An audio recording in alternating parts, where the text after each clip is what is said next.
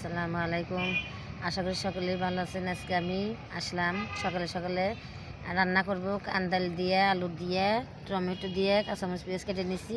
আর যে সকালে যে মাছ আনছিলাম এই মাছগুলো দিয়ে রান্না করব। আর কচু শাক টাকি মাছ দিয়ে রান্না করলাম। মাশাআল্লাহ দেখতে অনেক সুন্দর কালার হয়েছে, খেতে অনেক মজা হয়েছে। মাশাআল্লাহ রুটি দিয়ে ভাত দিয়ে খেতে অনেক মজা। রান্না করতেছি মাশাআল্লাহ আজকে কান্দাল দিয়ে আর হলো টাকি মাছ দিয়ে, খুশি মাছ দিয়ে রান্না করতেছি। আপনাদের বললাম ঝোল ঝোল রান্না করবো আজকে।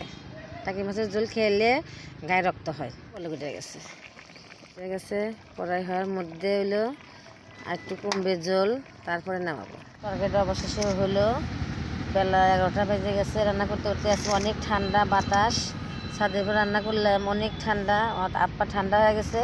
এখন নিচে যাব, অনেক খিদে লাগছে, এখন ভাত খাবো। মাশাআল্লাহ আজকে আমি ঝোল ঝোল রান্না করলাম। ভাত নিয়ে নিয়েছি, এখন কচুর শাক নেবো একটু। মাছ ভেঙে দেই নেই, আমার নামানি রাখছি, অর্ধেক ভেঙে গেছে, অর্ধেক অর্ধেক আছে। এই যে আজকে আমি খাবো। কত খেতে কত সুন্দর কালার হয়েছে মাশাআল্লাহ। কচুর শাকটা অনেক সুন্দর কালার হয়েছে। এখন আমি খাবো, আমার অনেক খিদে লাগছে। মা রান্নাটা আপনার কেমন লাগে অবশ্যই কিন্তু কমেন্টে জানাবেন। যদি ভালো লাগে তাহলে অবশ্যই লাইক করে দেবেন। আসসালামু আলাইকুম।